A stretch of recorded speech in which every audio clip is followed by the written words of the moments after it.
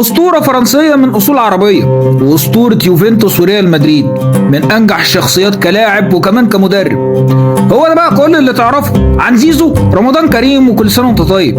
أنا أحمد عماد، وفي الفيديو ده هقول لك كل اللي ما تعرفوش عن زين الدين زيدان. تشرب حاجة ساعة لو سمحت، وعندك واحد شاي بحريق. زين الدين إسماعيل يزيد زيدان اتولد 23/6/1972 من مواليد مدينة مارسيليا. وطبعا زي أي لعيب كورة، الحي اللي اتولد فيه كان حي معروف بالإجرام وانتشار الفقر والمخدرات، ده العادي لعيبة الكورة يعني. لكن رغم كل ده أسرة زيدان كانت مختلفة تماما، لأن والده اللي هاجر بأسرته من الجزائر لفرنسا سنة 1952 قدر يلاقي وظيفة كأمين مخزن، وكان بيصرف عليهم كويس من وظيفته. زيزو برضه زي أي لعيب كورة بدأ يلعب كورة وهو عنده 5 سنين مع أصحابه في الشارع. والده لما لقى عنده الموهبة والقدرة على لعب الكورة قدر يدخله مدرسة كورة قريبة منهم اسمها US سان هنري. كان عمره وقتها تقريبا 11 سنة. قال لك يمكن حد يكتشفه ولا حاجة والواد يبقى نجم، وفعلا بعدها بسنتين شاف واحد من كشافين الكوره وضمه لنادي لانس الفرنسي، واللي فضل يلعب معاه لحد ما بقى عنده 14 سنه. وقتها الاتحاد الفرنسي عمل معسكر للفرق في الاعمار السنيه دي علشان كشافين الانديه يقدروا يشوفوهم ويشوفوا الكويس والموهوب منهم ويضموه لفرقهم عشان يستفيدوا منهم. الكلام ده كان تقريبا سنه 86. واخد لي بالك يا استاذ جمالي علام، ما طولش عليك قول لي طول. شافوا في المعسكر ده اللاعب السابق جان فاروك اللي كان ساعتها كشاف لنادي كان الفرنسي، وطلب ساعتها ضم زيدان للنادي. وعدوك بقى اللي زيزو عمله اول ما انضم للنادي كان اقول لك ايه ولا ايه؟ عايز اقول لك زيزو اول ما انضم قعد اول اسبوعين كاملين في النادي ما بيعملش اي حاجه غير انه بينظف ويكنس ويمسح بس. ايه يكنس ويمسح يا جدعان؟ ده انا لسه بقول للاستاذ جمال علام عليكم تقوموا انتم مخليين الاسطوره يكنس ويمسح النادي. الصراحه هو ده حصل بسبب ان زيدان ضرب لعيب معاه في الفريق لانه اتريق عليه وعلى اصوله العربيه. فاداره النادي حبت تربي زيزو وقررت تعاقبه بانه يقعد اسبوعين يشتغل كعامل في النادي. لكن هنا اتدخل تاني اللاعب السابق جان فارك اللي اكتشف زيزو قبل كده وضمه الفريق. قعد مع زيزو واتكلم معاه ونصحه، قال له في ناس كتير لسه هتسخر منك وتتريق عليك، الناس دي هدفها انها تشتتك وتطلعك عن تركيزك. لما تعوز ترد عليهم في الملعب وبالكوره.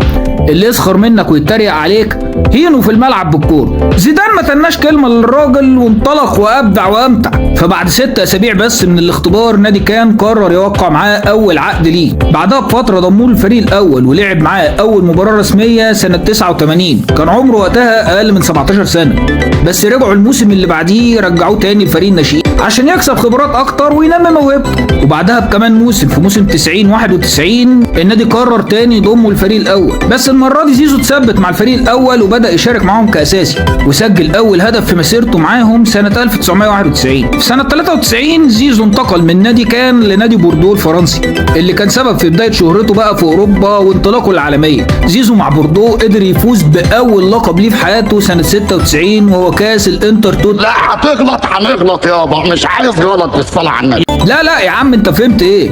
هو الكاس اسمه كده. ومن ضمن العجائب والغرائب اللي حصلت مع زيزو وهو في نادي بوردو انه في سنه 95 في واحد من وكلاء اللاعبين عرض على النادي نيوكاسل ان هم يشتروا لعيب موهوب زي زين الدين زيدان من بوردو بمبلغ 1,200,000 جنيه استرليني بس.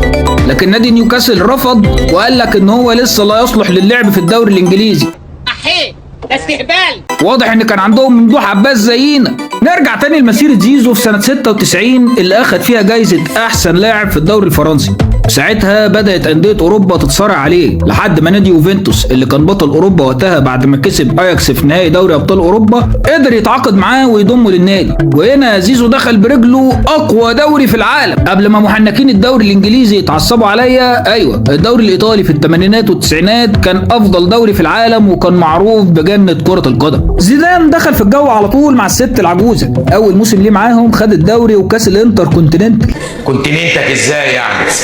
انت عمرك ما كنت ننتي ابدا. كمان خد جايزة افضل لاعب اجنبي في الدوري الايطالي. شوف بقى لما يكون اقوى دوري في العالم وقتها وانت تاخد جايزة احسن لاعب فيه. وفي الموسم اللي بعده حافظ على مستواه وتألقه برضه وفاز معاهم برضه بالدوري الايطالي. لكن للاسف وصلوا لنهائي دوري ابطال اوروبا وخسروه قدام بروسيا دورتموند. وفي ثالث موسم لزيزو وصلوا برضه نهائي دوري الابطال، بس للاسف خسروه تاني. المره دي كان قدام ريال مدريد. فرق قوي اليوفي في موضوع دوري الابطال ده. مش عارف حظي وحش ولا غباء من الاخرين. في الصيف اللي بعدها يجي كاس عالم 98 اللي كان هيتلعب في بلده فرنسا وقتها، عشان زيزو والمنتخب الفرنسي يقدموا مستوى خارق للعاده ويقدروا يوصلوا للنهائي ويلعبوا البرازيل ويكسبوها بنتيجه 3-0، وزيزو يحط منهم جولين عشان فرنسا تاخد اول لقب كاس عالم ليها.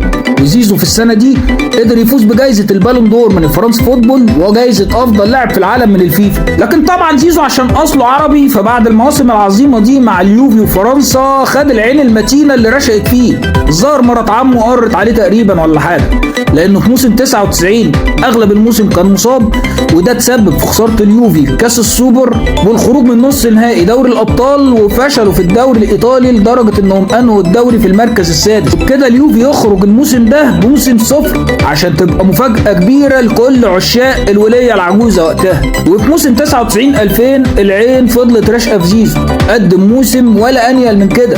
فرديا ما عملش غير 8 مساهمات تهديفيه طول الموسم، وجماعيا اليوفي برضه خسر كل البطولات وخسر الدوري الايطالي بفرق نقطه واحده عن لاتسيو. لكن لما جه صيف سنه 2000 واضح ان زيزو بقى دبح وفرق على الغلابه عشان يكسر عين الوليه السماويه مرات عمه، لانه لما راح مع فرنسا يورو سنه 2000 قدم مستوى خرافي حرفيا. سجل هدف الفوز على اسبانيا في دور الثمانيه وفي نص النهائي قدام البرتغال، وصلوا للوقت الاضافي اللي كان بنظام الهدف الذهبي وقتها. وفعلا تيجي لفرنسا ضربه جزاء في الدقيقه 117 وانت عارف ان متخصص ضربات الجزاء بتاعتنا هو زيزو. لا يا عم مش ده، التاني. ايوه. وبالفعل قدر زيزو يسجل ضربه الجزاء عشان تصعد فرنسا لنهائي اليورو اللي هتقابل فيه ايطاليا في واحد من اكتر النهائيات الدراماتيكيه في التاريخ. ماتش النهائي ايطاليا سجلت هدفها الاول في الدقيقه 55 عن طريق ماركو ديليفيكي، وطبعا انت عارف اسلوب الكلاحه الايطالي، ركنوا الاتوبيس وفضلوا يدافعوا عن التقدم دوت والهدف اللي سجلوه علشان يحاولوا يخلصوا الماتش بنتيجه 1-0 ويفوزوا بالبطوله. وفعلا فضلوا محافظين على التقدم بتاعهم ده لحد الدقيقه 93 لما جه البديل وولترد وسجل هدف التعادل لفرنسا عشان يروحوا بعدها الوقت الاضافي. في صدمه كبيره للاعيبه منتخب ايطاليا اللي كانوا واقفين بره على الخط وعلى الدكه بيستعدوا للاحتفال بالفوز بالبطوله. في الوقت الاضافي يجي البديل برضه تريزيجيه ويسجل هدف الفوز لفرنسا عشان يبقى منتخب فرنسا اول منتخب في التاريخ يفوز بكاس العالم واليورو ورا بعض. تشكر يا كريزيدي. وطبعا في السنه دي زيزو خد جايزه احسن لاعب في اوروبا واحسن لاعب في العالم المقدمه للفيفا، وخد المركز الثاني في جايزه البالون دور المقدمه من فرنس فوتبول بعد لويس فيجو. ويجي بعدها موسم 2000 2001 مع الست العجوزه اللي ما كانش فيه جديد بالنسبه لليوفي، موسم صفري برضه. ساعتها زيزو قرر انه يغادر اليوفي ويدور على تحدي جديد بره. طبعا التعاقد مع نجم باسم وحجم زيزو في الوقت ده ما كانش سهل ابدا وما كانش متاح لاي حد. لكن في الوقت ده مين بقى اللي كان مطلع لتحت البلاطه وعمال يلم نجوم العالم في فرقته؟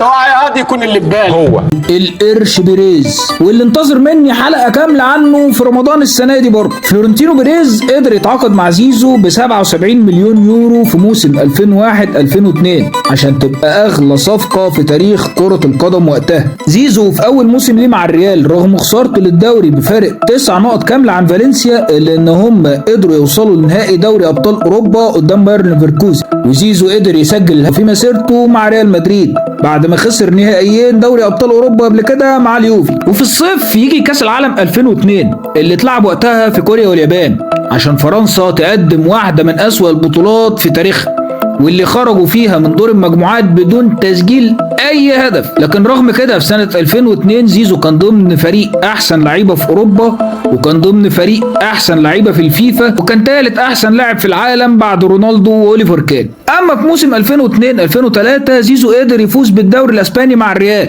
لكن خرجوا من نص نهائي دوري الابطال اوروبا ومش هتصدق بقى هم خرجوا قدام مين؟ الوليه العجوزه يوفنتوس. ولا انت الوليه؟ انت وليت ويجي بعدها كل الالقاب بعد كده. لكن في صيف 2004 زيزو يشارك مع فرنسا في يورو 2004 اللي اتلعب في البرتغال. قدروا يصعدوا من دور المجموعات لكن في دور الثمانيه خرجوا من البطوله على ايد معجزه البطوله وقتها اليونان، واللي بفكر نعمل حلقه عنها في رمضان السنه دي برضه. اكتب لي في الكومنتات لو عايز حلقه عن بطوله يورو 2004 اللي فازت بيها اليونان وعايز تعرف تفاصيلها. يجي بعد كده موسم 2004 2005 اللي فيه زيزو وجلاكتوس ريال مدريد يعجزوا عن تحقيق اي بطوله او اي انجاز يذكر. ويخرجوا بموسم صفر، يدخلوا بعدها موسم 2005 و2006 وزيزو يخرج برضه بموسم صفر مع الريال، عشان يقرر زيزو ساعتها وهو في سن 34 سنة اعتزال كرة القدم نهائيا، وان الموسم اللي فات ده كان اخر موسم ليه مع الساحرة المستديرة، وان كاس العالم 2006 اللي هيتلعب في الصيف في المانيا هيكون اخر بطولة هيشارك فيها الاسطورة زين الدين زيدان. كاس العالم 2006 زي ما كان اخر بطولة لزيزو كان برضه امتع بطولة لزيزو. فبعد صعود فرنسا من دور المجموعات واجهوا اسبانيا في دور ال16، وقدر زيزو ساعتها انه يصنع هدف ويسجل هدف عشان تفوز فرنسا على اسبانيا بنتيجة 2-0، تصعد بعد كده لدور الثمانية وتقابل البرازيل. اداء زيزو في الماتش ده قدام البرازيل بيتصنف كاعلى اداء فردي للاعب في التاريخ، قدر يعمل مباراة تاريخية قدام البرازيل وقدر يصنع هدف الفوز لتيري هنري عشان يقدروا يصعدوا لنص النهائي ويلعبوا البرتغال. كعادة زيزو قدام البرتغال قدر يسجل هدف الفوز من ضربة جزاء عشان تصعد فرنسا للنهائي اللي هتقابل فيه ايطاليا بعد ما فازت على البلد المضيف المانيا، وصعدت هي كمان للنهائي. نهائي كاس العالم 2006 اخر مباريات زيزو في كرة القدم. في الدقيقة 7 من ماتش النهائي فرنسا تحصل على ضربة جزاء ويدخل زيزو عشان يشوطها، ويدخل زيزو في مواجهة مباشرة في ضربة الجزاء مع واحد من افضل حراس العالم جان لويجي بوفون.